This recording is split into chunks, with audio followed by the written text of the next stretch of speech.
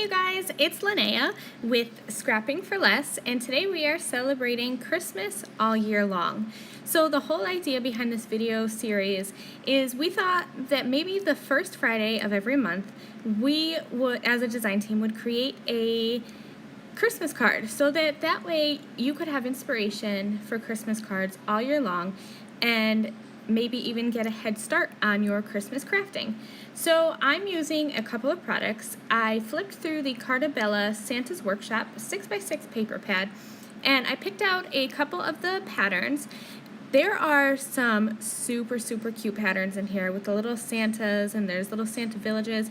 I chose relatively simple patterns for today's card, a blue kind of like snowy background and a red and white snowflake background.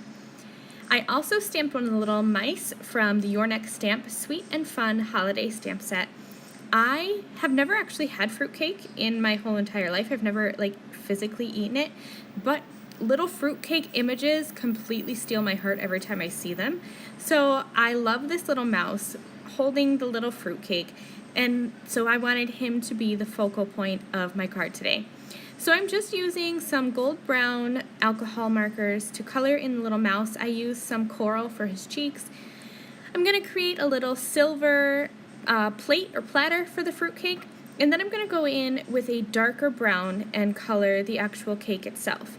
And I thought about switching these, having the mouse be a darker brown and the fruitcake be a lighter color, but I really like this darker, like a light fudgy color brown for the fruitcake. And then I just dotted in some greens and some reds and finished off that image and cut it out with my scissors. I'm taking that red background with the white snowflakes, trimming that down to be an A2 sized card front, and then I'm going to grab the reverse scallop circles from Pink and Main, and I'm just going to pick one that I thought would frame up that little mouse nicely. So it's actually the second largest, and I'm going to cut it from the blue pattern paper. And once I started assembling my card, I didn't like it because I was just going to have the red and white snowflakes peeking through.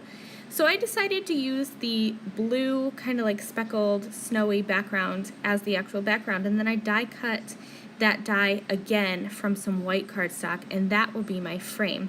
And I really like having the mix of the patterns with the white.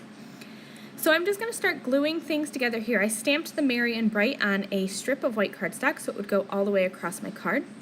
To glue on the reverse scallop circle focal point image here, I am just using some purple tape at the back to hold the scallop frame, which is actually the part that the die cuts.